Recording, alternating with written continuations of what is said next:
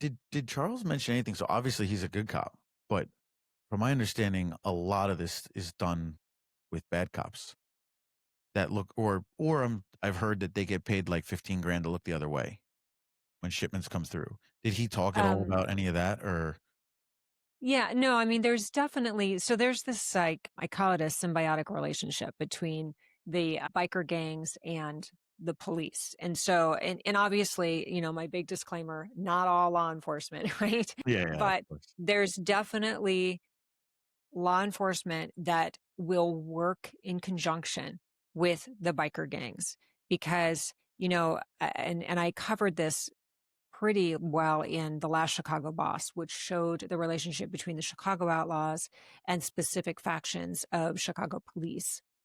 Because the Chicago police, according to my sources, wanted the gangs in those neighborhoods because they keep the riffraff out, which is ironic, right? I mean, they come in and they're dominating, and so they're keeping the street gangs in check. That goes back to what we talked about is although they're gangs and all they're, you know, they they don't all act the same. And like that's kind of where like the old school mafia versus like MS-13.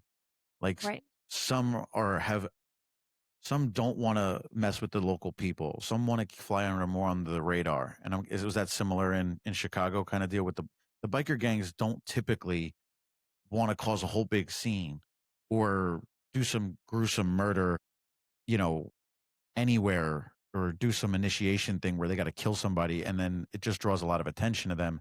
You see this more out of the Mexican gangs, right? Or the Salvadorian gangs, but not so much from the biker gangs, right? Right. I mean, so the common enemy among all of the biker gangs is going to be the police, right? Nobody wants heat on their gang, right? Nobody wants to create such a wave or such a circus that they're going to have law enforcement watching them, surveilling them, so that their whole operation is, comes to a standstill. So I mean, I think you're right. So that is the common enemy, and there have been gangs that have formed treaties where their one alliance is, look, we have too much heat coming on, so we need to cool it.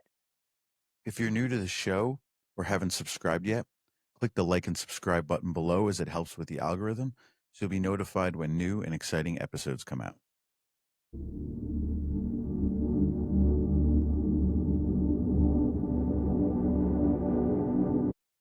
All right. Well, welcome to the podcast today. We have Kerry Droban on. So, Kerry, I'm going to do a little intro and give the audience a little bit of a background on you. So, Kerry Droban Okay. is the author of Prodigal Father, Pagan Son, Growing Up Inside the Dangerous World of the Pagans Motorcycle Club. She's also author of Vagos, Mongols, and Outlaws, My Infiltration of America's Deadliest Biker Gangs with Charles Falco. She also wrote The Last Chicago Boss, My Life with the Chicago Outlaw Motorcycle Club, and Running with the Devil, the true story of the ATF's infiltration of the Hells Angels. She's also a criminal defense and family lawyer.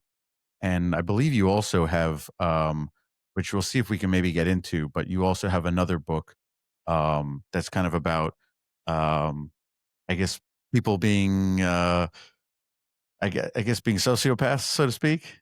Yeah, psychopaths, yeah. Psychopaths. Okay, Surviving a psychopath. I gotcha. know, what a leap, right? I know. Well, you're gonna have to tell me about that and how you ended up going from. I mean, maybe it connects over. Maybe some of these people are both, but yeah. So I guess tell us a little bit about what made you interested in this stuff in the first place, and how'd you end up going about writing a few of these?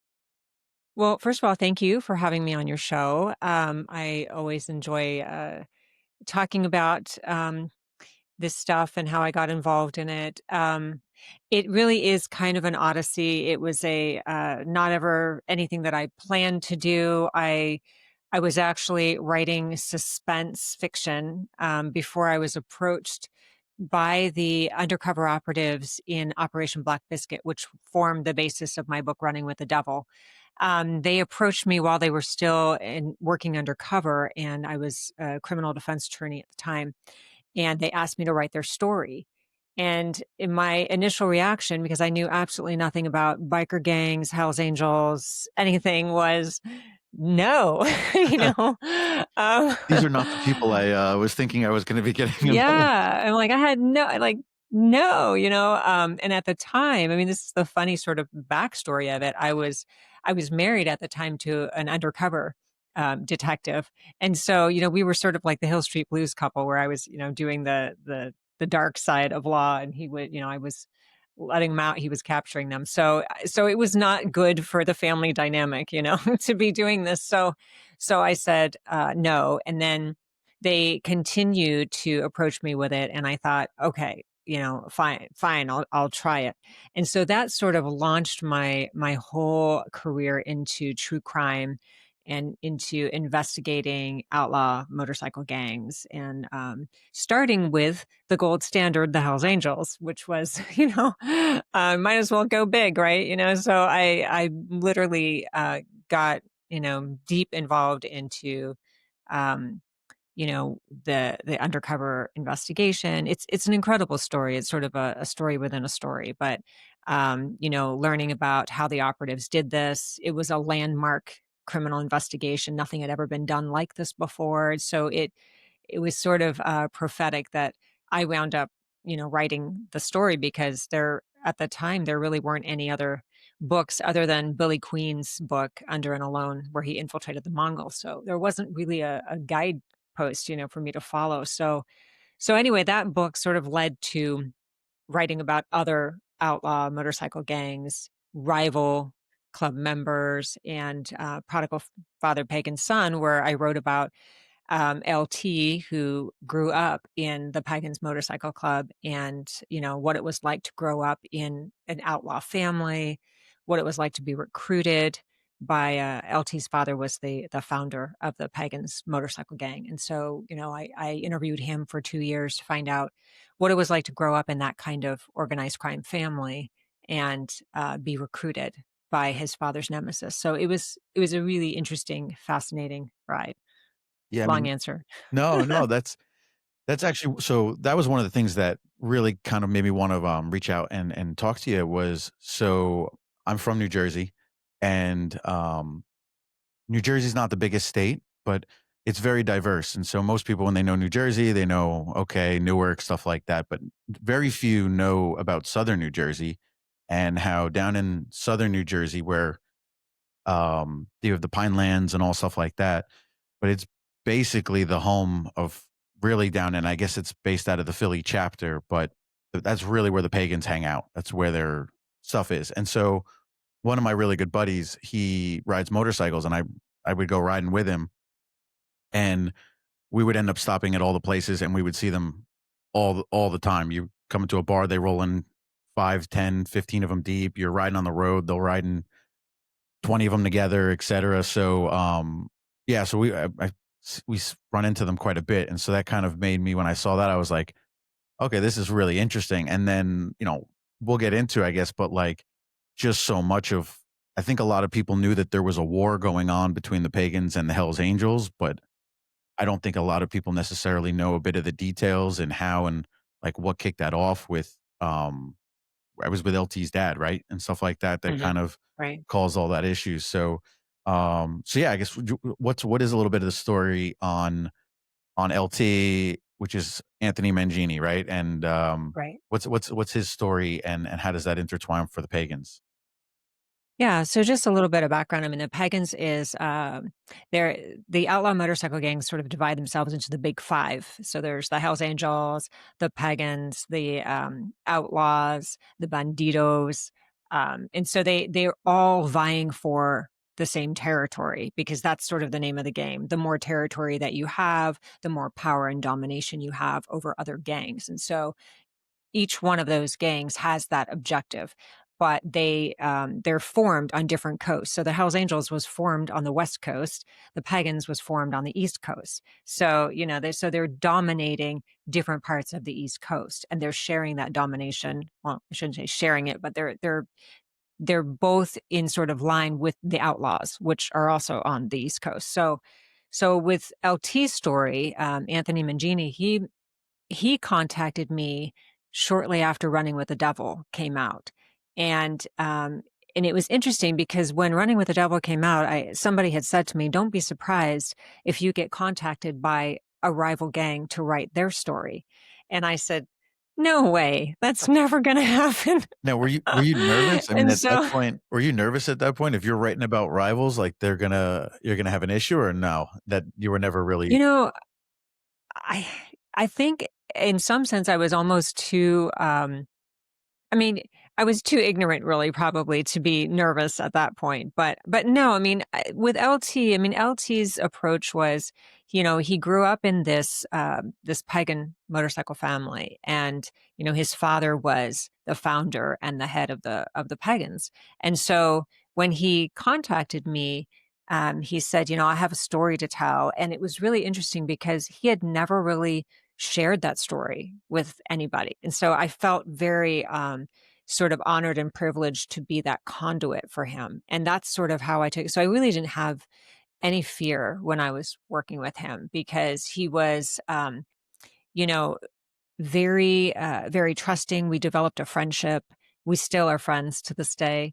Um, we, I mean, if you can imagine like how difficult that would be for somebody who has kept secrets for their whole life. I mean, I'm talking about the inner workings of the Pagans. And, his best friend was the vice president of the Pagans. And he's also featured in the story as the saint. Um, and to be able to talk about your story and what it was like growing up in that environment is pretty it's pretty striking for somebody to be able to do that. I mean, I don't know that I could do that.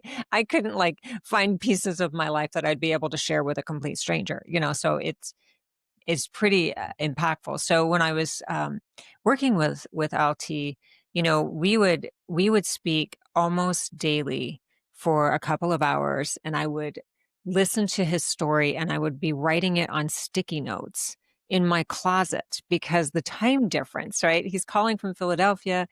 I'm, on the other coast, and I'm like it's 4 in the morning, right? And um, so that's kind of how that relationship developed. And it's not as if I know when I'm talking to him right away how the story is going to evolve, what's going to be important, what's not. So it took quite a bit of time, not only to develop that trust, but to also find the thread of the story. And so, so it took me a couple of years actually of interviewing him and getting to know his life. He had a lot of trauma and tragedy in his life, and it's a pretty powerful story. And I think from all the books that I've written, that one impacted me the most. I don't really know why, other than I just found it so powerful that he would share his story like that. Um, and so eventually I realized that I really needed to meet him and be able to finish the story, So, and you can only really do that in person. And so I flew him out to where I was, and I put him up in a hotel, and I had this vision of meeting him, in a cafe. Okay, this so silly this was. Meeting him in a cafe and just talking about his life story, recording it. So I arrive at the hotel, and I call him from the lobby, and I say, "Okay, well, we can meet in the cafe." And he says, "Why don't you come on up?" And so I realized at that point, there's no way that this person is gonna talk to me in public, in a cafe with other people around while I'm recording him. I mean, that was like, what am I thinking? So I go up to the hotel room, and the first thing he says to me, he looks beyond me down the hallway, and he says, "I can't believe you didn't bring a bodyguard." And I'm thinking, why would I need a bodyguard? So anyway, the surprising part of that was he came with the saint, the vice president of the Pagans. So here's LT and the saint and me in this hotel room while I'm asking him, incredibly personal questions about his life story. I had written half of the book by then. And what I found so fascinating was I needed the I needed the saint, the vice president, to add the details, to add the color to the story. And so he became a really animated, incredible storyteller. And I think he really turned the book into something completely different in a lot of respects. So it was a great 3 days basically in the hotel room of interviewing him and talking to him and getting his story. And it wound up being this incredibly powerful memoir. And, um, and I had no idea like this is where it was going to go when we started writing it. But I really was so moved by the story. And so the other like funny PS to this was I started to write the memoir in third person. And when I turned it into my editor, this was 5 weeks before the deadline, before it was due. Okay. So imagine this 2 years of interviews, writing this. I get the approval from LT. I get the approval from the Saint, send it off to the editor. And he says, yeah, I'm sorry. You're going to have to write this in first person. So I had to What? change everything. Yeah. So I had 5 weeks To to change change it and everything. write it in Wow. first person. Yes, I had to literally get into LT's head and be him and write it from that perspective and that point of view. It was the most stressful thing I've ever done. And literally over Christmas, Thanksgiving, Christmas, and New Year's were ruined for me Wow. while I wrote this. Well, I mean, you clearly, I mean, you've written what is now like five or so books, 6 books or something like that, and 10 10 books. books. Okay, yeah. So, I mean, Yeah. you're clearly very talented at at this, Thank you. 5 weeks to do all of that is pretty It was incredible. But it he's was incredible. I think also for him, he's the Saint's older, but, LT's quite young. I think that's kind of Yeah. also probably what has some of that extra effect on his story, and, like, I guess maybe some of the feelings is just, like, he also looks so innocent. Like, he kinda Mhm. has the Yeah. baby face, he doesn't look I mean, some of the rest of the guys are pretty big and gruff, but, like, he's, like, baby face and everything, and, so, yeah, so what was it like for him, like so he basically, um, it's his dad is a pagan, right? And then, um, he's grows up and he's basically like introduced into everything, right? Because his dad's the head, right? So what's a bit of his Right. story? What's a good So the story, the real crux of the story is that LT is recruited by his father's nemesis, a man by the name of Gorilla. And Gorilla was a really scary, dangerous looking character. And so he's recruited by Gorilla to murder his father because Gorilla wants to be the head, right? So if you can imagine that, and you're right, LT's young. When I'm writing this book, he's probably late 20s, but the story takes it from the time that he's 8 all the way up until the time that he is approached and recruited. And one of the things that the Saint really drilled into him from an early age is do not join this club. Do not become a pagan. And so it was interesting because the Saint is the vice president, right? And so he's telling him, don't do this. There are better things for you. And the reason for that is because the club can be brutal. I mean, they are a criminal fraternity, for want of a better word. I mean, all of the outlaw biker clubs are. They're all engaged in criminal activity. And so I think that the Saint really had a different vision of life for LT. And LT was hanging on. He was really trying to hang on to, some semblance of a different kind of life. But he's pulled into this world, and he hates his father. So to be recruited by Gorilla, but I mean, he's not going to murder his father, but that was the premise of the book, and that was the impetus of how it became such a. I mean, it honestly would make a great movie. It reminded me a lot of Catch Me If You Can. So if anybody out there is listening, this is honestly a movie because LT is such a personable character. He's very likable, and you're right. He looks very innocent looking, but he is made to do some really uh, dangerous and horrific things in this book, and you kind of can see his moral struggle when he's doing it because he has to survive in this world and do certain things to survive. And he does things to protect his family. There are certain things he does to protect his mother, who he adored. I don't know that if she's still living now, but so there's that sort of moral struggle of growing up in this family. And it's very much like growing up in the mob. I mean, that's probably the closest that I can describe it. It's like, the mafia on wheels is what outlaw motorcycle gangs are. Well, and these They have a hierarchy and a structure. And and these are particular to, even, I guess, I don't know, maybe everybody knows about it, but so even within the motorcycle world, there's different layers to it. And even within the gang, there's also layers to it where, like, regular clubs that you see, they go out and they ride for fun. But these are particularly what they refer to as like one percenters.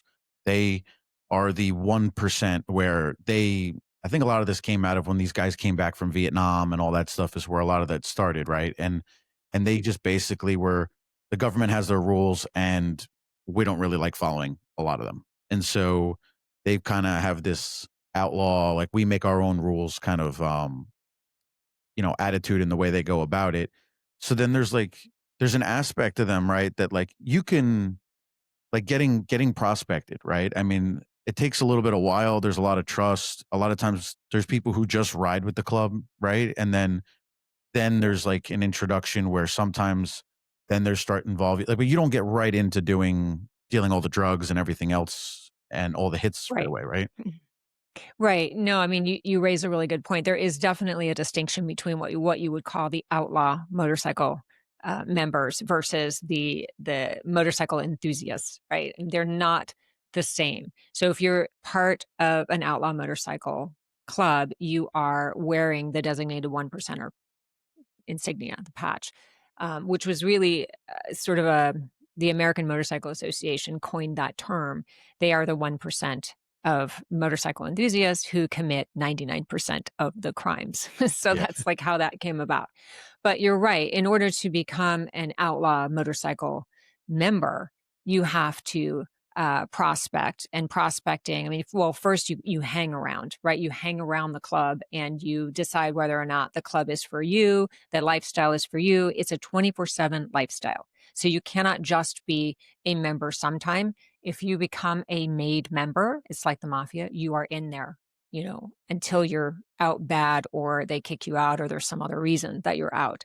But when you join a club, I mean, you're prospecting, which means that you're sponsored by somebody, and the prospecting period can be, as long as a couple of years or more. It just depends. It depends on whether you're willing to conform. This is the odd thing about it, right? They want to be considered as rebels, but they are extreme conformists because they're conforming to a set of rules and regulations that is designed by the club itself, right? By the chapters of each of these individual clubs.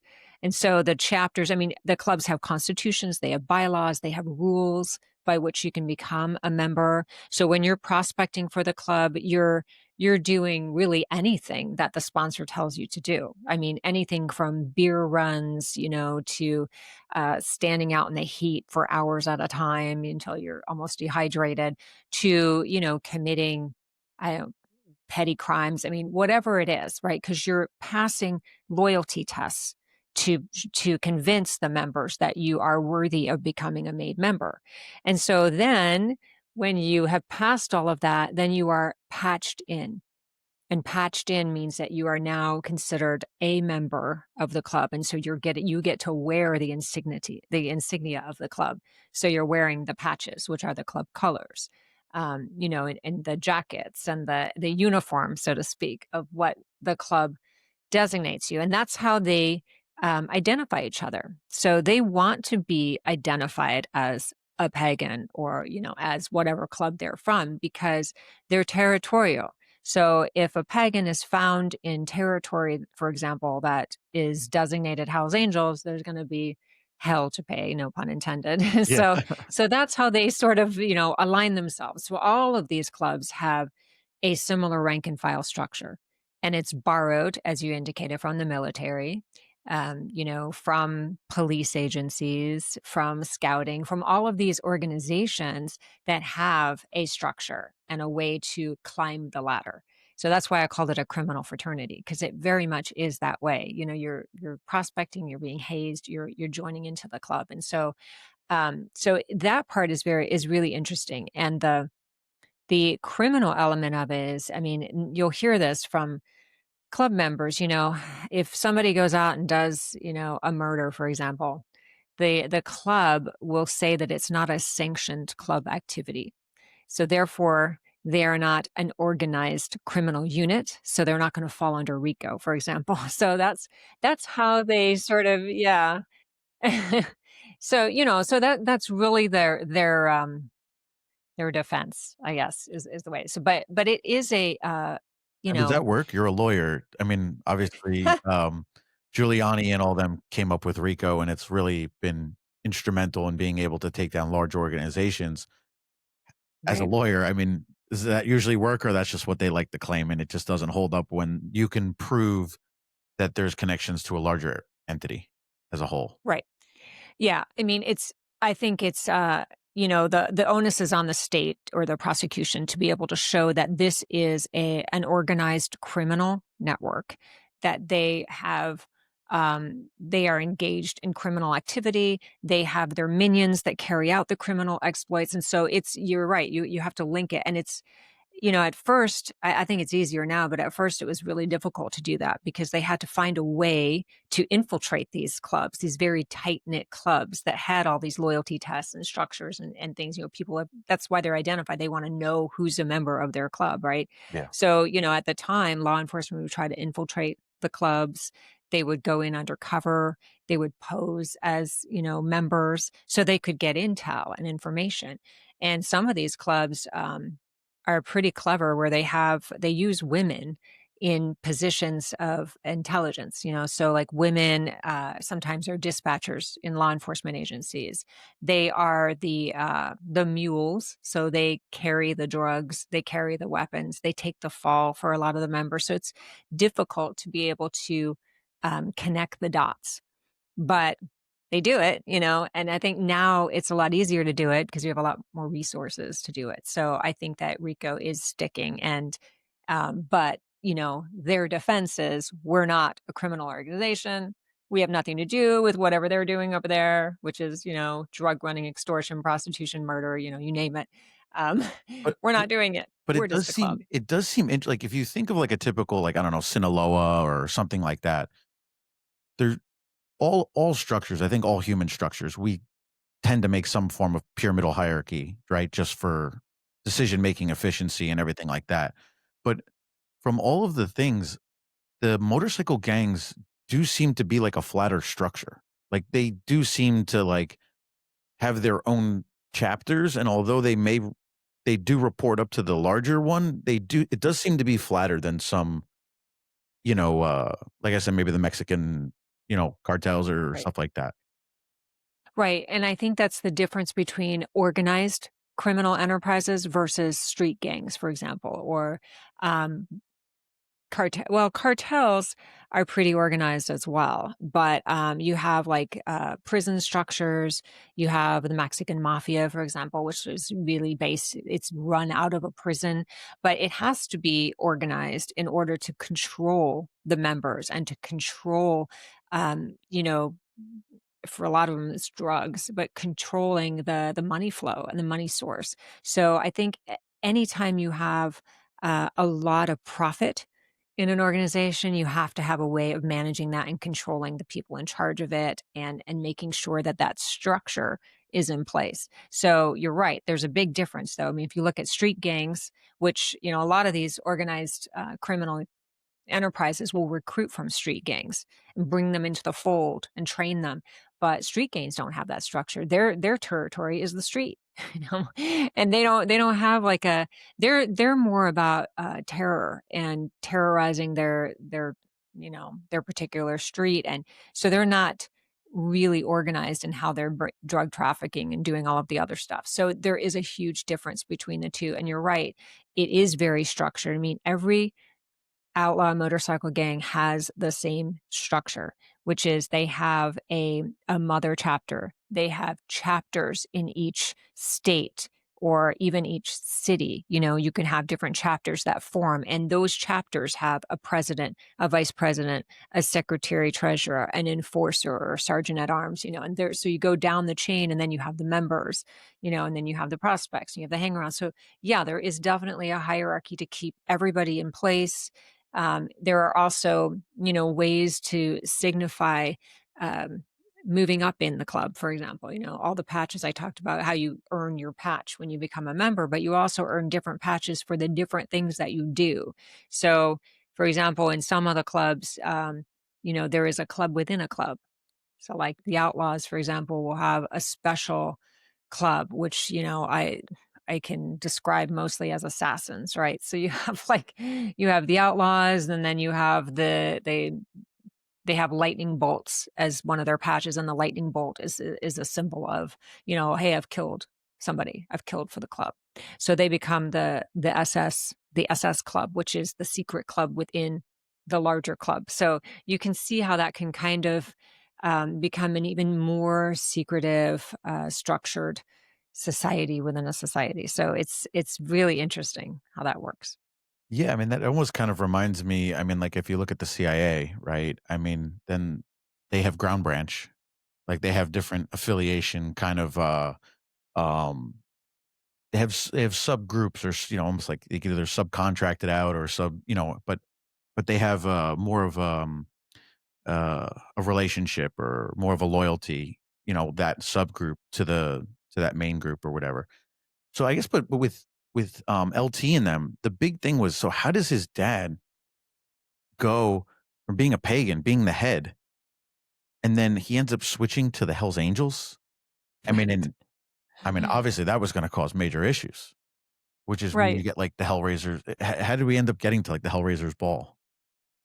Well, so that's the interesting thing about these groups and the loyalty there, right? Because that's how, if you think of it like, I'm probably gonna date myself here, but like a Pac-Man game, okay? Where I you have remember it too, yeah. the Pac-Man's going and they're munching up, the different people. And that's how these clubs acquire territory. That's how they grow and expand. Okay. And the Hells Angels has always wanted to grow and expand, in every state, in every territory, right? And they are the largest group. They are, all over the United States and internationally, right? So they will go and entice somebody, and in this case, the founder of the Pagans, they'll entice them with, a role or a position or, I mean, I have heard it to where every biker gang out there wants to be a part of the gold standard, right? Which is the Hells Angels. They want that notoriety, that power, because come with it comes power and dominance. So when the Hells Angels comes and entices the leader, the founder of the Pagans and says, here's what we can offer you. I mean, if you think about it, like just from a business transaction, right? I think that's going to entice anybody to jump ship or to move over. And Do you know so what and that's what happens. but you know what amazed me? It was like 300 grand, wasn't it? Yeah. I mean, this is Yeah, it seems really minuscule to us now, yeah. but that's also the thing I was kind of amazed about is, and maybe I'm wrong on this, is like the Mexican, like, cartels, I mean, they make billions and billions of dollars. Like, the money is on a huge scale for them. Um, Plenty of other, like, organized crime that does that and makes a lot of money. But the biker gangs, like, I mean, I think some of the stories, like, th they're, like, sleeping on the floor, like, they're not rolling in hundreds of millions of dollars, like, they're like, literally, the chapter president left for 300 grand. Like, that Right. seems so, I know, isn't that crazy? I know, well, I think it's, you know, I mean, my theory is I think it's more than the money. I mean, it's the prestige. It's the prestige, the power, the dominion and control. They all want to be part of the bigger club, right? The bigger one that's going places. And so I think from that perspective, I think even though, I don't know, maybe 300 grand seemed like a lot to him at the time. I don't know. We have to yeah, look at it maybe. from the perspective, but I think that it's way more than that. I mean, because you're right. I mean, they're not like the mafia in that they're not wearing, sharp suits. They don't look like somebody that you'd want to emulate. I mean, they're grungy. They're wearing jackets they can never take off because that's part of their creed, Like you put on their patch, their jackets, and you basically sleep in it. You never wash it. You're living this lifestyle that is very, I mean, seedy, I guess, is the only way to describe it, right? But that's what defines them as a club, and so I think it's really all about power and domination, and so when you're when the carrot is dangled, that's what he grabs, and so you can almost see, like, there's not even that loyalty, right? I mean, he forms this club and there's no loyalty there, and then you know, he just jumps ship, and so now becomes a Hell's Angel. Yeah, I mean, it's pretty bad. It's a pretty interesting dynamic. Well, and I think LT kinda talks about that, right? Is that he said that that was one of the things why I think he didn't go with his dad, was just he saw his dad was I think growing up one, I think there was his mom was drugs, abuse, all the parties, like, I mean, it's, um but then he basically ends up, like, going over where he was like, "My dad just cares about money." And so that was kind of one of those where he why he ended up staying with the saint, I think, right? Right. So there was this term that he used, and a lot of the bikers have used, which is righteousness, right? Where he really believed in. I mean, it's kind of ironic, right? I mean, you're talking about a criminal organization, but they have a felonious code of ethics, felonious code of conduct, right? Which is is all about righteousness. I mean, that's what they ascribe it to.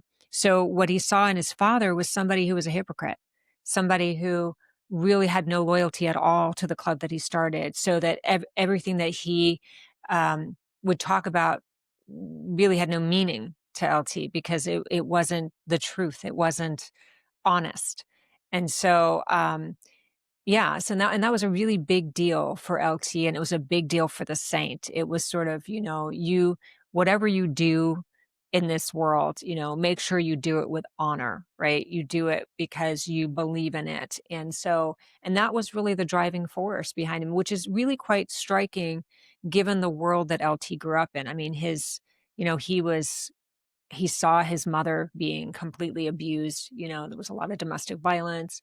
And I think that he was always sort of put in the role of being the the savior, so to speak, the savior, the protector, the person who was going to shield, her from this very ugly world. And I think he saw his father as a part of that.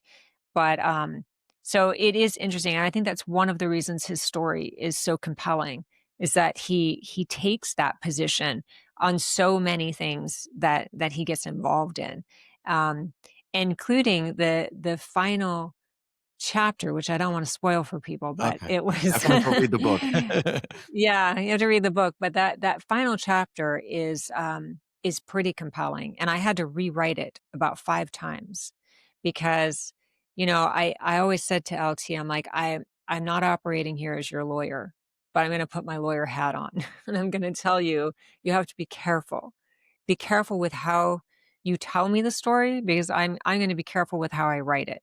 Because one of the things that I think LT was always worried about was being visited, by the FBI post book and asked questions because there were several unsolved murders that that he knew about. And so I think that for me that was part of the challenge of staying true to his story. Like, he really and that's why I say, his story, because he had this belief in righteousness and telling the truth and being very, very honest, his story is a very honest rendering of not only his life growing up, but what the club can do to people and, what it did to him and why he ultimately walked away. So it's interesting how he evolved that way. Yeah, that's one of the things I have these conversations with people all the time of the nature versus nurture, and, obviously he grew up in an environment that was you would think would produce, nothing but really bad people, and Right. for whatever the reason, I guess, he always had a conscious or something in him that just was like, this doesn't seem right, and the courage to that's I mean, that was the other thing, it was just the courage to come out. I mean, most of these people, like you said before, I think most of them, you can't really get out, or, you have to get out in a very, very appropriate way, Otherwise, they retaliate, and so it gets pretty dangerous, right? Right, yeah, I mean, I think there were many times and you're right, that's the thing I think that I found so extraordinary about LT was that, there were many times, many stories that he told me where he could so easily have lost his life, so easily have had a target on his head, maybe even did, on several occasions, but he always sort of in his own mind, he always did the right thing, by whoever the person was. He was very loyal, and loyal to a fault, so I think that, um, yeah, I think there was something in him, and you're right, and I think that's what I find compelling about it is that you can be in this world that is so horrific, and I don't even think that's sugarcoating it. I mean, it was a pretty brutal world that he grew up in and what he saw and what he had to deal with from a very young age. And, who he identified as friends and who he chose to align with are all sort of testaments to how he survived this world um, and walked away. I mean, his life now is absolutely nothing from what he grew up in. And so I think that, I came from a place where I was working as a capital defense attorney at the time that I was doing LT's case. And so it really gave me a lot of pause because part of my job was, going back into people's life stories and trying to find out, what was it about them that turned them into this killer, right? Yeah. And I would be struck by LT's story and I think, not all of them become that way, So, like, there's something I mean, to your point, there's something about how LT just always seemed to have that survivor instinct, and always seemed to know, like, how to navigate a very dark, seedy world, but not become the byproduct of it. Well, and that's what I find, and that's kind of one of the other things is like, so I think from talking to a lot of people with this stuff is a lot of these guys, it's like you see this in the military. You see this with a lot of the guys who come out of the military. There's a lot of guys when they're lost and they really don't have direction. And one of the things that they really, really love is like a brotherhood. And so I think a lot of these guys initially get in because they just love the brotherhood. I mean, on a very benign level, like guys going out golfing on the weekend is like their way of getting a bit of a brotherhood, but they are doing it on a much more extreme fashion. Guys who like a bit more adrenaline and whatnot, but they love the brotherhood. It seems like is the initial thing that gets them in. Then, or they come from broken families, broken households, and the brotherhood is becomes their family. So then they have these loyalties, and then as you get deeper and deeper, then you start to have these issues where these things come up, and then people have to make the decisions of like, and as humans, we all will find ways to justify things, right, to ourselves as to why this is okay or that's okay. And so I think a lot of these guys, they get slowly pulled in. They'll start to make one justification's enough for another justification. And then the other part, it really, and I'm kind of curious your take on this is I'm seeing more and more these days that everything is like, seems like everything's pro drugs. But when you look at all this stuff, and a lot of the biker gangs, I think they try to make it a rule, although I don't think it's followed that well, is that they're not supposed to do, like they can sell the Right. drugs, but they're not supposed to be doing the drugs. And or they have restrictions, like they can't do heroin, but they can do whatever other drugs at the parties and stuff like that. But like, how much do you think that these drugs are what are taking some of these people down, turning them into something that maybe they wouldn't have been? I don't know. Which do you have? Would you have an opinion on that? Yeah, that's a really interesting question. I mean, I think that the biker gangs certainly were driven by the drug trade, and so I think that you know, I think initially you're right. They're lured in by a need to belong. They need to feel some camaraderie, feel that they have a shared life experience. And so, many of them come from these very fractured pasts and they're lost to your point, and so they do become part of this group of misfits. This is how it was described to me once. They are, I mean, for want of a better word, they're misfits. They're not, readily accepted in what we would call, normal society, even though there are quite a number of them that lead these double lives. I've met, for example, Hells Angels that are stockbrokers by day, Hells Angels by night, I was gonna say that, or they're like pilots. everything. They're mechanics, they're Yeah, everything. they're anything but. I think the common denominator is that they're missing that brotherhood, like you said, that ability to sort of be accepted no matter what. Like they don't have the pressure to be conforming in some kind of traditional way that they don't feel that they are. So they join this brotherhood, and the brotherhood really accepts them. They've gone through all of these tests. There's this, bond, right? However warped some of the tests are, there's a bond. But you're right, because the motto in, I think, at least every one of the biker games that I've dealt with, they they don't want the drug to control you. So their whole rule in the club is you don't consume the merchandise, right? Yeah. You sell the merchandise, but you don't consume it. But I And you think that's 'cause definitely don't consume it on. they're smart enough to know that it causes major problems, right? And I think that's Right. kind of the root of it is that they know that if you start using your own product, you're gonna become the liability now, right?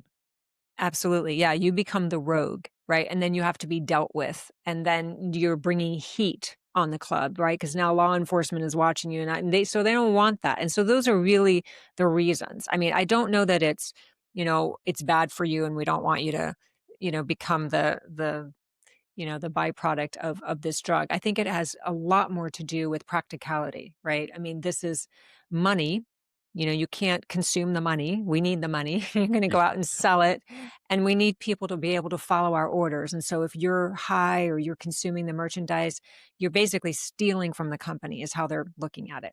So that's why they take a very hard line on it. So whether or not, you know, I think for the most part, people do follow that. I think that when they don't follow it, then they're becoming a liability for the club, and they're causing problems, and they're not the ones that are the foot soldiers for the club going out there and handling the merchandise. So yeah, it's a little bit of a double-edged sword.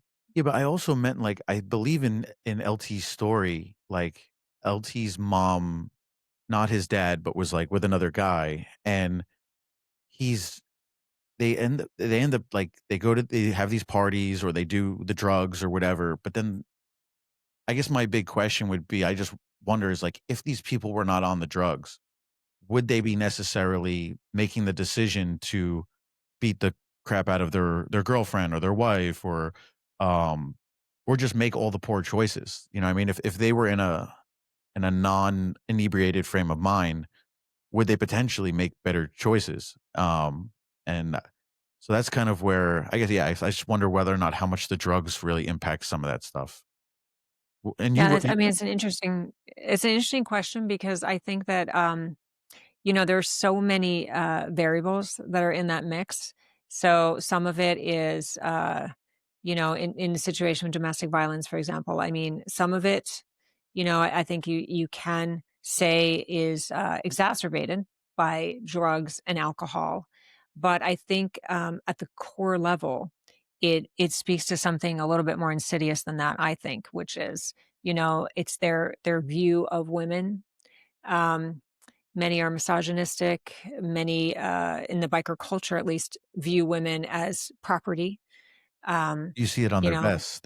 It'll say Yeah. property of and whatever their name, right, on the back of the vest. Yeah, exactly, and so, the women are there to serve, um, and be of service. And so I think that when you have that mentality, you're really not even looking at women as people, as humans. They're just there. They pass them around there. And in fact, they're called pass arounds in the pagan world. The women are pass arounds. So, if a new member comes into the club, they're given a woman, as a pass around. So I think just because of that viewpoint of women, I don't know that the drugs or alcohol are the cause, are the root cause. I don't know that they would be better people, I guess is what I'm saying. Like, Yeah. I think that there's a lot of factors that go into that, because even if you take it out of the biker realm completely, right? And you have the way people are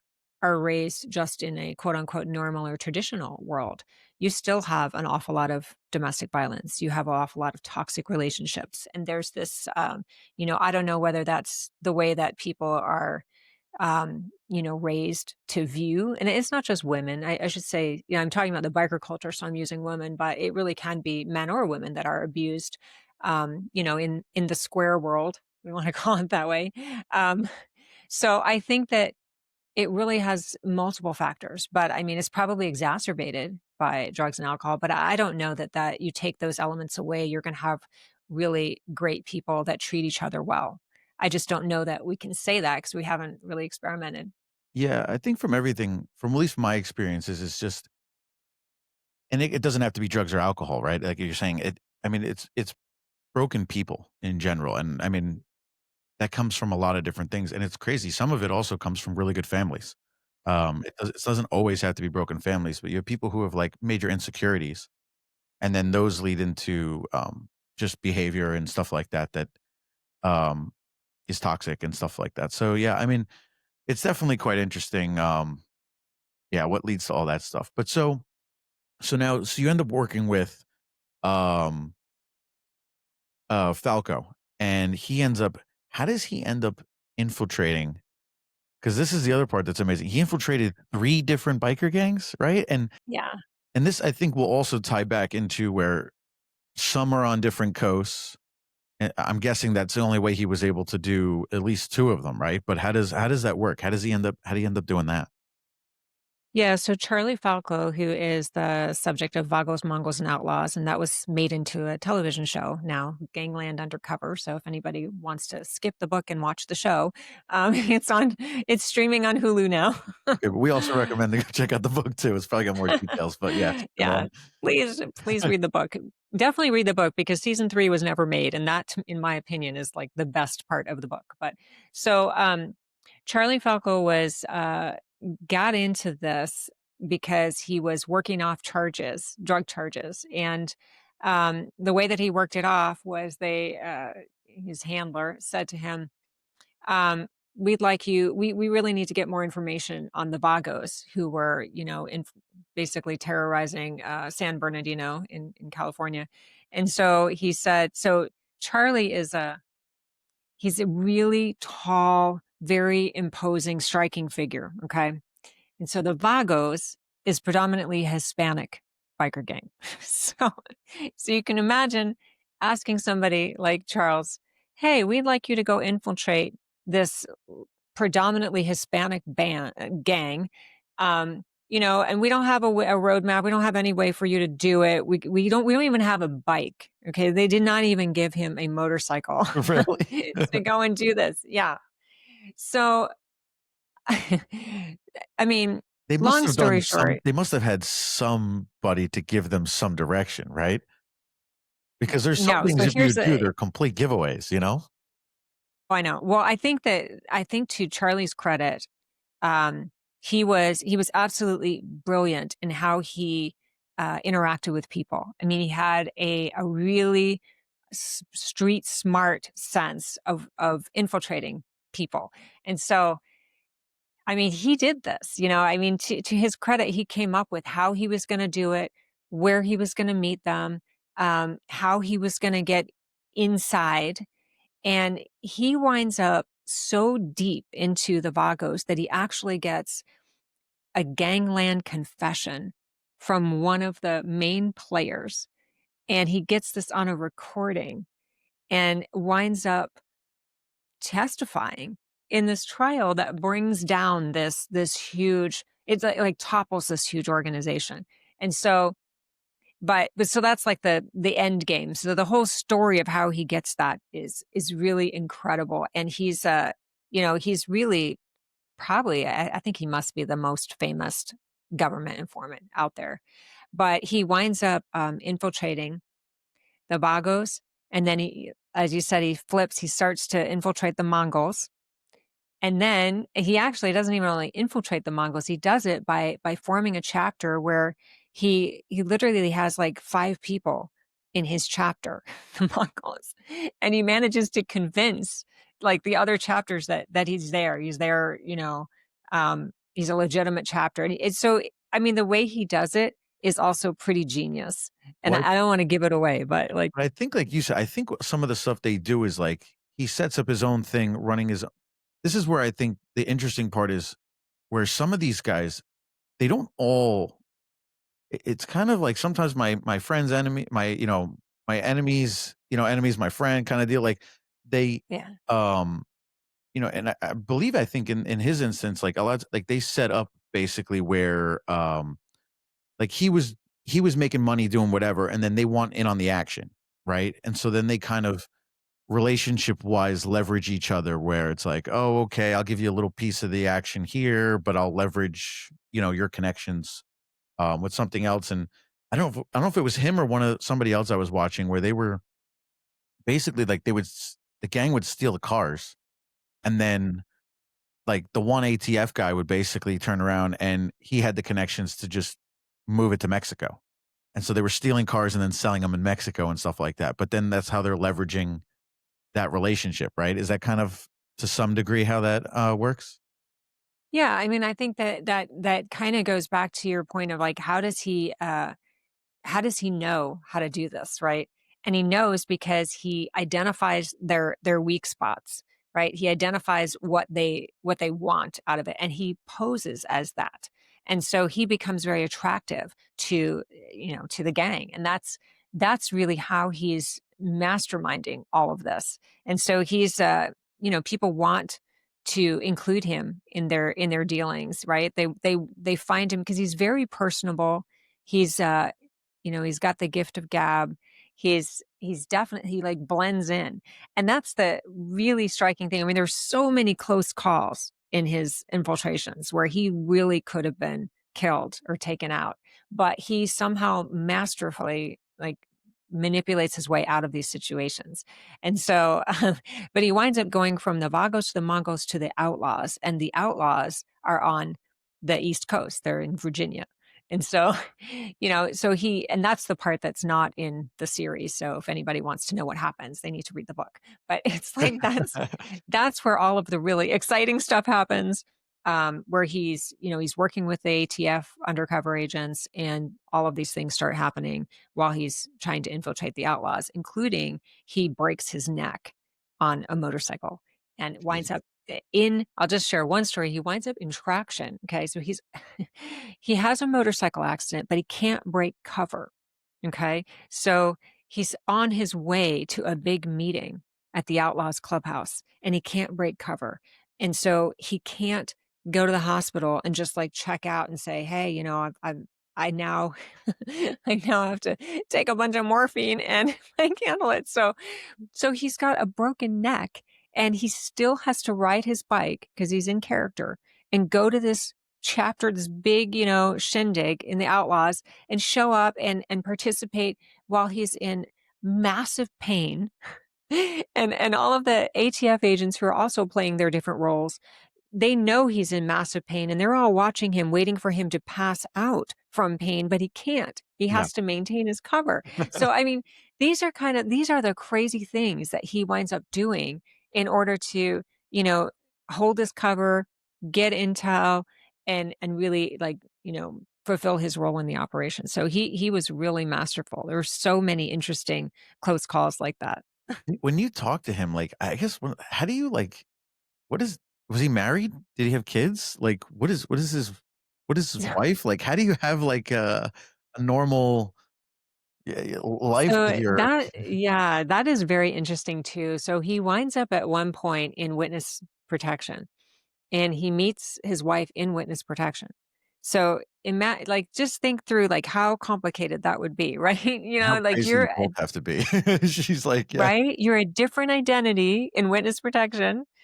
You get married, and the wife only knows a piece of what your life is like, but she can't have a family. Like all of their family is funneled into this whole witness protection thing. So yeah, he was once upon a time married during witness protection, and unfortunately, or you know, maybe not surprisingly, it doesn't last, right? No, I mean, that's one, she's like meeting him as this I mean, it just doesn't it seems almost I mean, you hear a lot honestly, I mean, I've there's a lot of guys in the military too. It is kind of something that I guess for people to know is like it's crazy what these people commit, um, whether they're in the military or that. I mean, I hear divorce rates are like 80% in a lot of these. Yeah. Um, they give their whole life.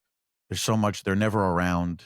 There's just which is difficult also on the spouse who's at home, has to do everything. They're basically like a single parent, with Yes. a stopover, comes back once every 8 months or in these instances, like you said, their commitment is first to the club. So, "Oh, I made dinner, I made this. Oh, sorry, I gotta go." Like, it's just, um, or just the danger, the violence and stuff like that. But I guess my big question is like, so how do the other clubs not find out? He testified. Like in prison, if you the minute you go into prison, I haven't been to prison, but from my understanding is the minute you go into prison, it's like these guys have Google in there and they can research. They're the best researchers in the planet. The CIA should just hire guys in prison because they know everybody who's come in, their story within milliseconds. How is it that these gangs did not know that this guy had testified or all this stuff? How does Yeah, well, it's fascinating. There's a whole section of his time in prison because he's put in solitary confinement, which is, protective custody. So he's in solitary for like until he testifies and after he testifies, and they have to like, sneak him out. I mean, there's a whole protocol in prison, which is fascinating too. And I actually knew this because I had cases and I would visit my clients in prison. So I knew that there was this whole faction of it. But yeah, they have to basically sneak him out to testify, right? Comes back, he's in solitary. Then I forget the sequence of events, but I think from there he winds up in witness protection. yeah, they And can't then prove them with the regular yeah, people. and then gets out of it, right? So, yeah, but the time that he's in solitary is brutal, he's literally in a cell, and I think in his case, um, they keep the lights on 24/7, so there's, like, these buzzing fluorescent lights over you, which can make you kinda crazy. You're Wait, hearing, like they didn't make it I mean, one, they didn't, like, snip them out, they didn't make it more comfortable for 'em, they're just torturing one of their own dudes? he's in there, right? Because he has to play the part, like, he has to be there, and so that's how they protect them, and it's this horrible, miserable existence, and you're hearing around you are these, like, disembodied voices whereas people are screaming or moaning or, whatever, and I mean, it's a horrible existence, so he literally yeah, he went from, infiltrating the Vagos to being in solitary confinement to having to navigate the prison hierarchy too. I mean, that was something else. Like, how does he stay safe in this environment before he's thrown into solitary confinement? Well, and he must have because also if you could be hanging out with the Vagos in the biker world on the outside, but the minute you go into prison, if he's white, he's gotta go with the white guys. Like, that doesn't Exactly. they don't, it doesn't work that way, you can't go hang out with your buddies, and I've heard that's also, like, why they don't mix as well. So, I mean, there's obviously the obvious triggering aspect of, like, okay, but I've also heard that that's, like yes, I'm sure they're racist, but, I don't know that, like I've heard that they also basically use these other ways to not have those issues, that it would be an issue if you went to prison. If, for instance, they had, like, black guys in a gang with the Mexicans or in with the whites or something like that. Like, there's people who said, like, they would be friends with the person, but they couldn't. Is that right? Yeah, that's absolutely right. I mean, they're all like split up in different, races and hierarchies. I mean, that's how they survive in there. Yeah. So I mean, Charles probably aligned with the Aryan Brotherhood when he was in there. He would have had no choice. Yeah, Right. otherwise he would have probably been Right. killed in prison. Um, yeah, that's pretty incredible. And then I guess just there's some of these things. I guess what was the big things that like you learned that you thought from like is there certain drugs that they particularly do versus others? Like they seem to be a lot in like the meth trade and stuff like that versus um yeah. Yeah, I mean, it's definitely meth is the drug of choice, for the bikers. I mean, it was cocaine at one point, but it's definitely meth, and it's because it's easy to make.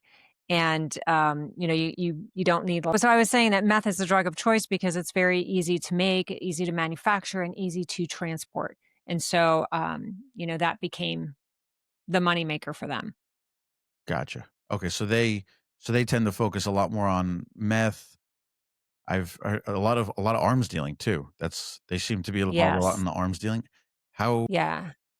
so where are they getting the guns from, and who are they selling them to? Because I've heard some other interest. I'm curious your take on this. So they're getting them. I mean, it's sort of their network. It's the same network that they're, trafficking drugs in, they're trafficking arms in. They all want to get arms going across international borders, right? So that's they're trading with other countries to smuggle them in. And that's, I mean, they all want their foothold into Mexico, for example. If a border state. So if you're on the West Coast, you're trying to get into Mexico. If you're on the East Coast, you're trying to get into Canada. So you're trying to grab a border state where you can smuggle those across. But yeah, I mean, those are the two money making things. But so I guess the drugs come north and the weapons go south. Is that basically, for the most part, how Pretty it works? much. Yeah, pretty much. It's Interesting. a huge network. But I guess where are they getting the weapons from? I guess that's my curiosity is like, are they are these being like stolen out of from, I don't know, major weapons manufacturers, or how are they getting these like on the black market? Um, yeah, I don't know. I guess where are they getting them from? I guess that's the curious part. Well, I mean, some of it is the black market. Some of it is, people that are manufacturing it. Some of it's stolen weapons. Some of it is weaponry that has been modified. So they're getting assault weapons that are modified, and that are, a lot of it's coming from overseas manufacturers smuggling into the country. So I mean, there are a lot of routes, and it's pretty complex. So the networks are pretty complex. Gotcha. And then I my one other thing is like, so the girls that they tend to have, from my understanding, they tend to really like have a lot with like strippers and stuff, right? Is that like they're not typically just, I mean, some of them are girls who grow up in broken families and this and that. And I mean, there's some that maybe they don't grow up in broken families. They just think that the guys are cool or and they get themselves involved. But I think for a lot of the parties and a lot of the stuff, and like you were referencing before with like LT and them, is a lot of those girls that kind of are like, oh, this is, whatever. A lot of them are strippers, right? Right. So a lot of these biker gangs have their foothold into prostitution rings, into trafficking rings. So that's where a lot of the girls are coming from, at least the ones that are passed around like that. I mean, you have the runaways, the women coming from broken homes, the women that are just sort of there, wrong time, wrong place, but they're also involved in prostitution. I mean, they're and obviously they don't keep the money. The prostitutes don't. So they're involved in that ring, right? They bring them in, they force them into the sex trade or force them into prostitution, and all of the profits go back to the gang. So that's how they use women. Gotcha. And do you know if most of the women are like brought in from outside? Like, are they trafficked? I mean, this is part of it. Are they trafficked in from, Eastern Europe and stuff like that? And then they're kind of on the typical, I don't know, they got to pay off their debt or whatever it is that they claim or whatever, and whatnot. Or are these like they're finding local girls kind of thing? I think for the most part, it's not as I mean, maybe now it is, but it's not as sophisticated as trafficking from overseas. But I think that they start local. They bring the women in. The women have to, pay off a debt, and they never can pay off that debt. And so all of the profits are turned and generated by the club. And so that's part of the organized crime element.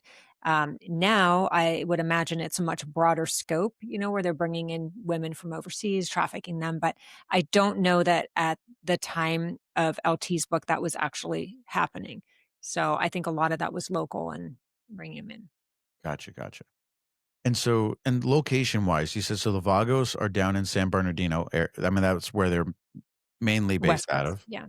Mhm. Southern West Coast, right? And then, Yes. um, the Outlaws are you said Virginia, but are they also up in, like, Chicago, Midwest as well? Yes. Okay, so Yeah, they're like a they're East Midwest Coast. and an East Coast kinda thing. Yeah, Pagans are definitely from an East Coast. Think like yeah. what, Massachusetts down to Florida or something? A Philadelphia, yeah, that's and then the Mongols, are they also down in the same area the Vagos are in, or are they up in, like, Northern California? What's their, so their official territory would be Southern California. They had a treaty, a rivalry that happened, many years ago where they were trying to dominate the West Coast, but the Hells Angels beat them out of that territory, and they had a lot of, they were constantly at war.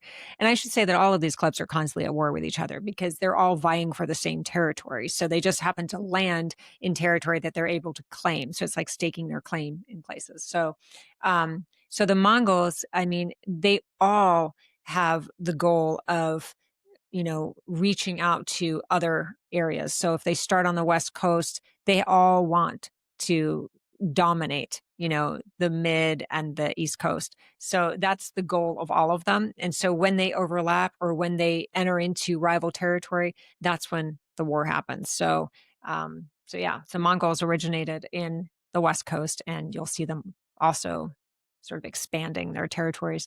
And many of them are international too.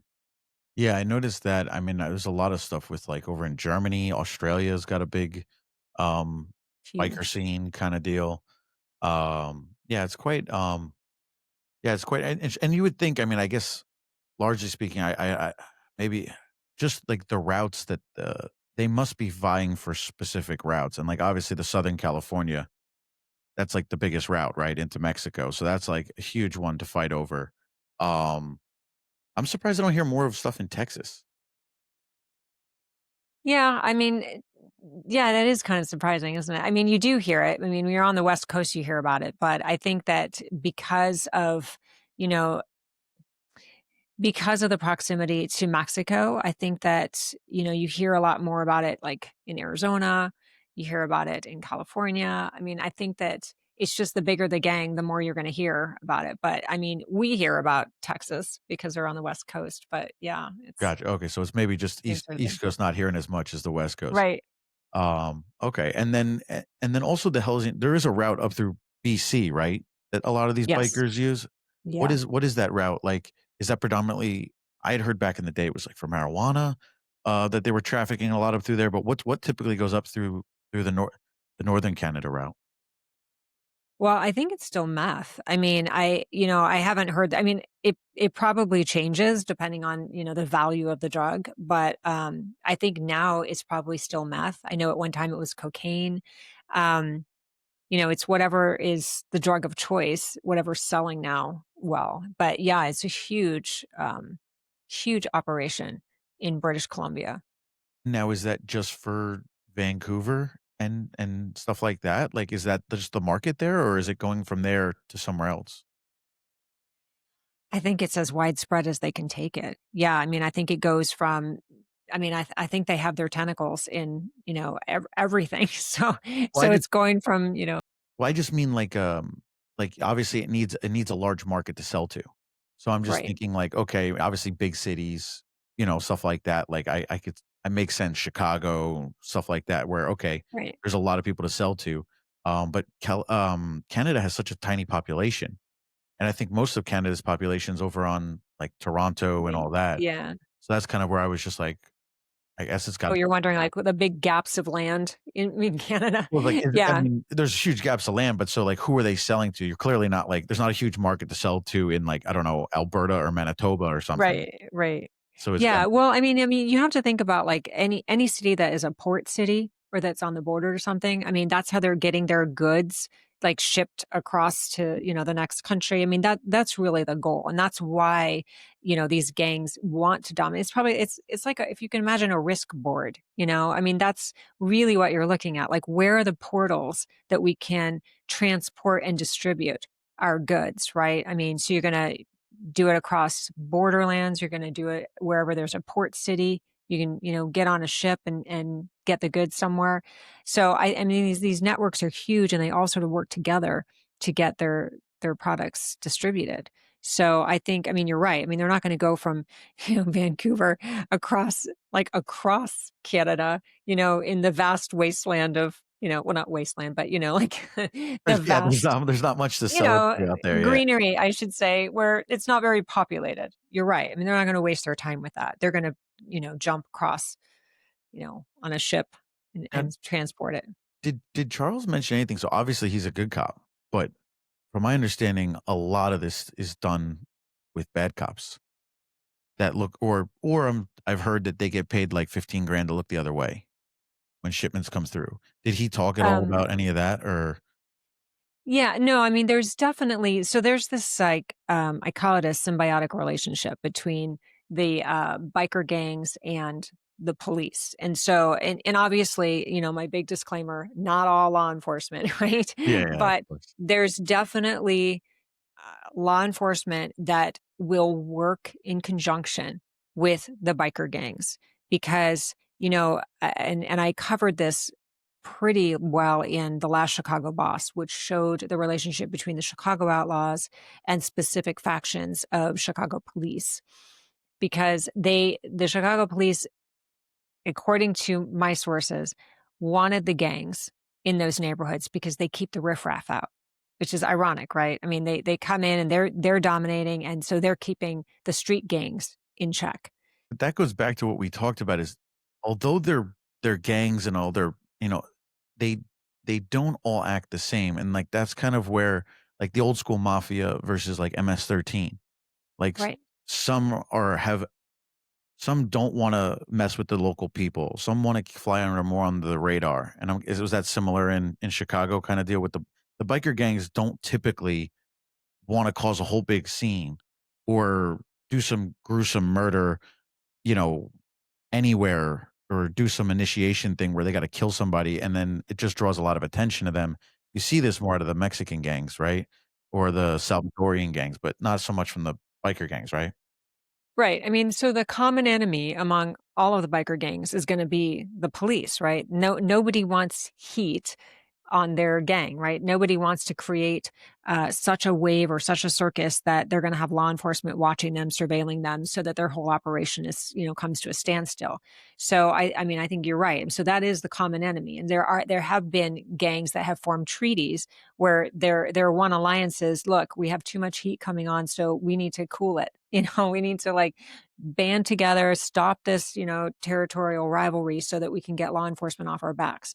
And then there's a faction that, where they will do things where they sort of they want favors from police, right? So so to your point, the police will look the other way when certain things are happening, and that's the corrupt, element of law enforcement, right? Where they're working in this symbiotic relationship with the gangs because the gangs are keeping their streets safe and the bikers are getting favors from police. And so there is that element as well. But I don't know that um, that's not the dominant theme, right? The dominant theme is we don't want law enforcement on our backs, and we definitely don't want them infiltrating our gangs, and we definitely don't want to go down for RICO. So we're going to be very careful of how Right, we yeah. operate. Wasn't what's his name? Who was the guy that took over, in the Pagans? So after, Mangini goes to jail, right? And then is it, Gorilla, right? Wasn't Gorilla originally a cop? Yes. Okay. Tying that in there, So there so you go, right? I mean, yeah, very interesting, right? Because the whole um, you know, I guess motto or creed that is drilled into the prospects and the whole idea of becoming a made member is we do not want anybody that has a background in law enforcement. I mean, that's like a huge red flag. They do background checks on their prospective members. If anybody has any ties at all to law enforcement, they're out. I mean, they're always sort of on the radar. Are you an undercover cop? So yeah, it's very ironic that Gorilla was former law enforcement. yeah, it is this is where I guess it gets so complicated and so interesting is, like, for instance, on the Mexican front, which I don't know if you've looked into these. These are quite interesting too. Is Zetas was all ex special forces guys, and then so Interesting. it's they. I think the part that is interesting is that when they start rubbing shoulders, like you were saying, whether it's they're helping us out here, they're there, they run into each other at the same bars or this or that. Like sometimes people can become friendly, and then you've got that aspect of, well, it's my friend, I'll turn the other way, or oh, maybe I'll help him. Oh, hey man, if you just turn don't take a look, I'll throw you 15 grand, or I'll pay for your kids' college tuition, or whatever it is. Like it starts to get gray, right? Yeah, it's very gray area. It's keeping your enemies close, right? I mean, so that's how you yeah, but there is a lot of that. At least I've encountered a lot of that in writing these books, is that there is that gray area and that sort of, if you get friendly with somebody, it's much harder to turn them in, much harder to betray them. I mean, it's interesting. I mean, I've even, written a little bit about that with some of these undercover cops who go in and they feel conflicted, at the end of the operation because now they're betraying the person that they've actually befriended during the operation, and so, but at the end of the day, they always know that, they're the good guy and they're turning in the bad guy, and so but I think it would get very confusing, if you don't have that sense that you're involved in an operation and you know the end game and you know what your goal is going in there. If you don't have those guardrails up and you're just, law enforcement and you're fraternizing with, an outlaw biker member and they seem, normal and decent and I mean, I think there could definitely be that gray area. And I think to your point too, a lot of them were originally recruited out of military. I mean, that's their background, which isn't really too far from law enforcement. Yeah, no, I mean there's a lot of crossover, and personality wise too. I mean, that's how I think some of these guys are able to do it so well, is because they come from this military, police, whatever. I mean, they kind of they're jacked, they're built, they're a little tougher. Maybe they got some tattoos. Like Yeah.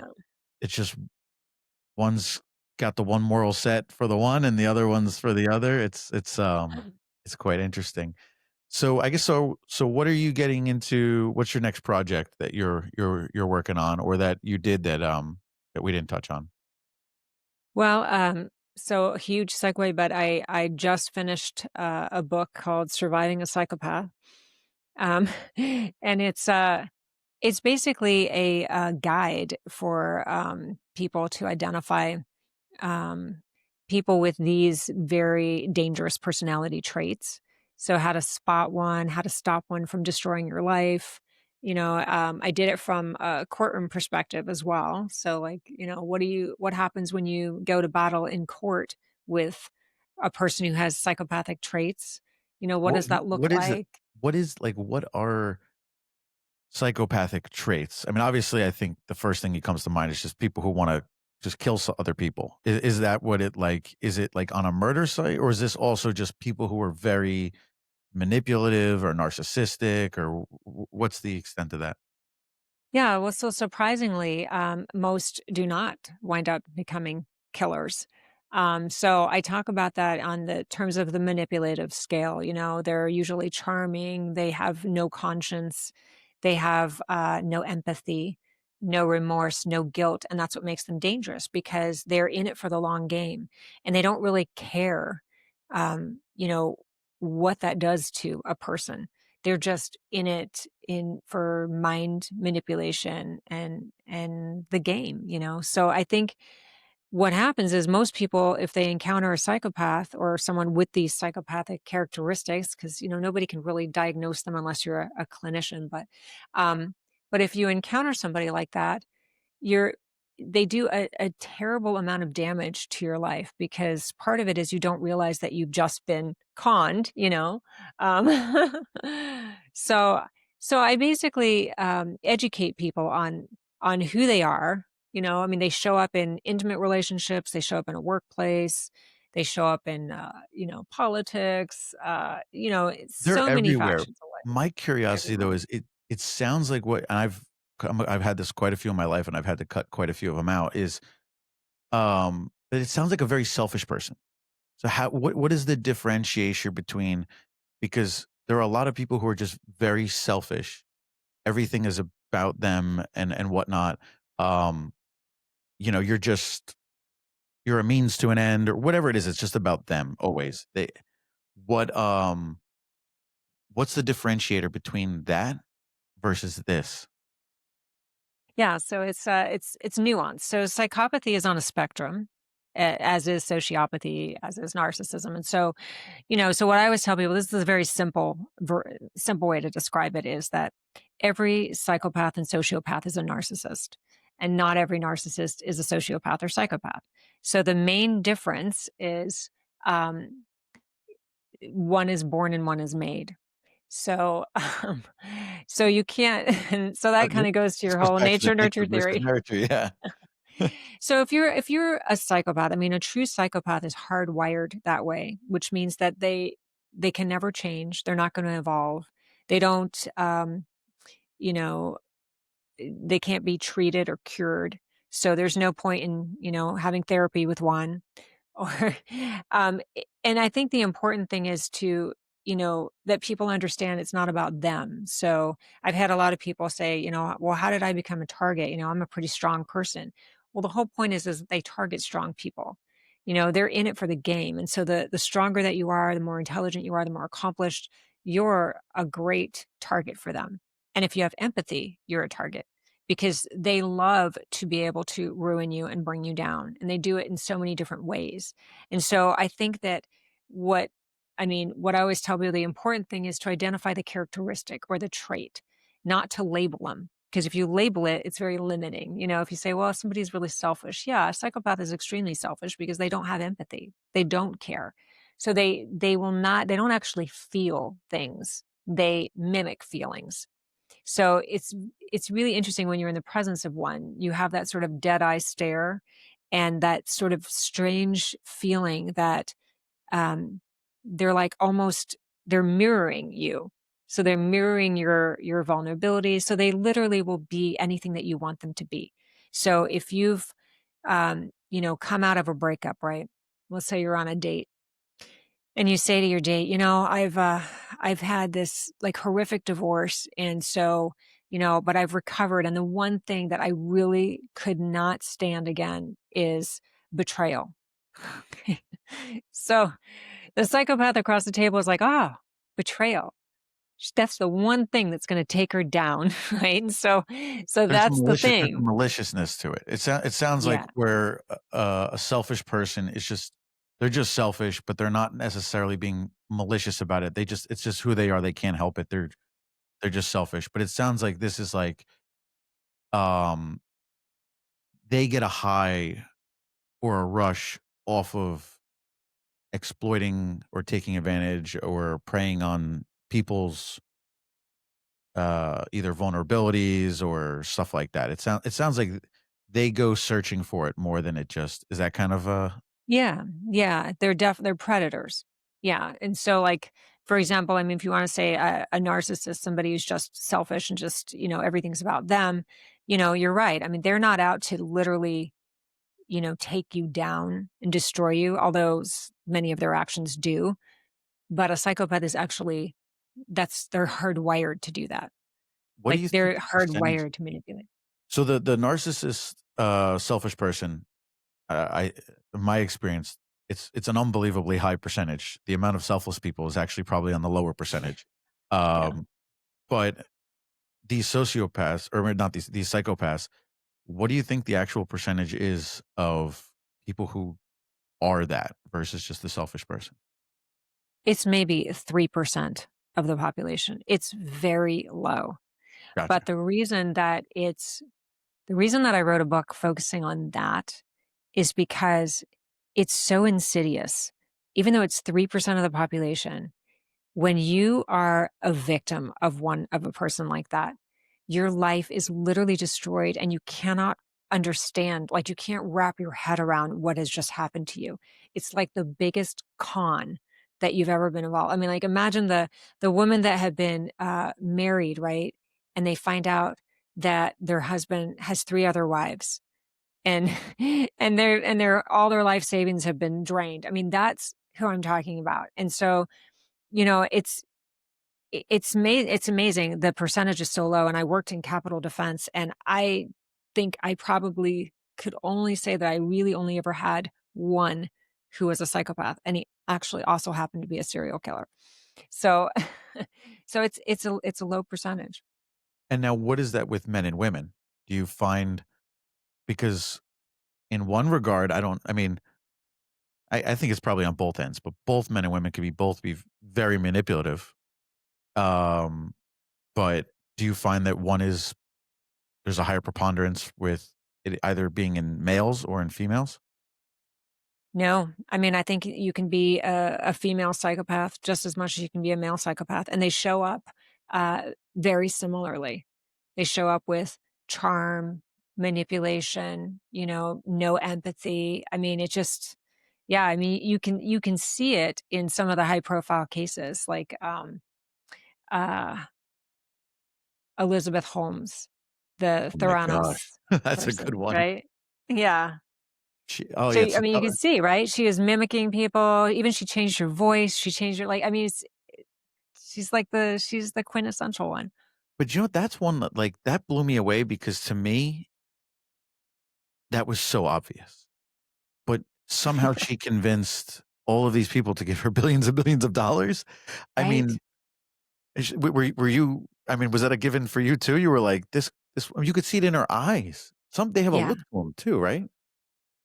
Yeah, I mean, I could identify right which I was surprised though, because you're right, a lot of people really didn't get that, and I'm like, "How could you not get that?" Right? The other one is, Anna Delvey from Inventing Anna, I mean, another one who's, like, completely snowing people and not caring, you know? Yeah, it's that is quite interesting. Yeah, the Elizabeth Holmes one, oh my gosh, that one was like, I mean, that was, Yeah. I don't know, what was that, 10, 15 years ago? Yeah. It's But I remember, fascinating. absolutely fascinating, but I couldn't believe, I used to work on Wall Street, and, like, to get somebody to give you $1,000,000 or, Yeah, $10,000,000 is, like, incredibly hard, and these are not stupid people. I know. She somehow got, like, it was, like, over $1,000,000,000, I think, right? Yeah, it was incredible. I mean, just the idea that you could literally solve, I mean, solve a problem with a blood drop or whatever it was that she was doing, I mean, yeah, I mean, but she was like, I mean, the quintessential one. I mean, she snowed people, she charmed people and she absolutely had no empathy. And she changed her voice and her appearance, I mean, she literally took on the persona of the person she thought would con and convince people, and it worked. So those are 2 girls. Is there any particular guys that have done that? I'm guessing is, like, what's his name, who was the serial killer? Uh, Bundy? Yeah, Ted Bundy. He would He be would, like the quintessential when psychopath. is it, very charming, very all that, Mhm. like, Yeah. got you. No guilt, no remorse, no empathy. I mean, he was just, yeah, he was brilliant. He had a double life. I mean, yeah, I mean, he definitely he's probably the gold standard of psychopaths, but there are many more like him that sort of blend into, our society and, don't commit serial crime, but they're just as charming and, con artists, I think is a great way. If you worked on Wall Street, you probably were familiar with a lot of Yeah, I that. mean, Madoff was a big Yes, one. I was gonna say Madoff is a pretty good one. Madoff's a pretty good Uh, one. I mean, I almost, I mean, yeah, I was gonna say, like, even what's his name from Wolf of Wall Street and stuff like that. oh, yeah, Some of them that could just definitely. literally sell. They I mean, unfortunately, this might fall under a lot of car salesmen too. Yeah. Yeah, well, yeah, I mean, it actually, like, I mean, I even put lawyers in there, I mean, it's CEOs, it's lawyers, it's doctors, it's people that are in positions of, power and dominance and manipulation can be that, I mean, It just yeah, seems it's pretty amazing that fascinating. their conscience seems to, like, completely, like, just not be that's the part that's amazing is, like, I get that, like a car salesman, right? Everybody knows them. Like, I get that you wanna sell the car, like, it's your job. I understand that's how you make a living, but, like, usually, like, something in your head would be like, "Alright, like, if I sell this dude, like, a complete lemon, like, I'll feel bad, I'll feel something inside." But they don't seem there's all I mean, a lot of them that they'll sell anything. It's just whatever, so it's quite interesting. I wonder if you actually did a study on car salesmen, how many would come up as it? Yeah. Well, the problem is they don't think there's anything wrong with them, so they're not gonna go and check themselves in to have a psych test or anything, but it's like that's sort of the problem. You don't really get a good, barometer on how many there are out there, so you just kind of have to so the it might be more than 3%, but that's the figure that I found in my research. Gotcha, okay. Because yeah, I mean, that's the other thing when we saw this with a lot of stuff, but I mean, and I did this with finance, statistics can be a very, now, it depends on the sample pool you tested, did I only test from a certain demographic? Did I only test from a certain, whatever can have a huge influence on statistics and stuff like that. But it sounds like at least it's a bit of the bell curve. It's not like it's Yes. Yeah. 50%.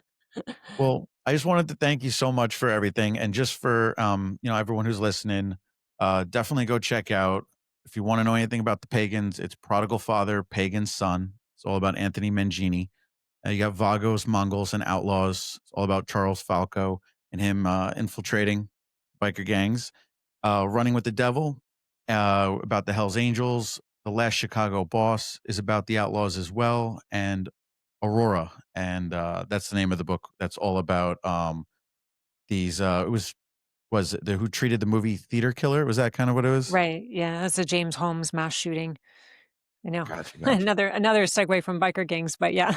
Perfect. I Well, I thank you so much for coming on. It was a wonderful conversation, and thank you. yeah, I look forward to hopefully chat. Maybe we'll do another one sometime soon.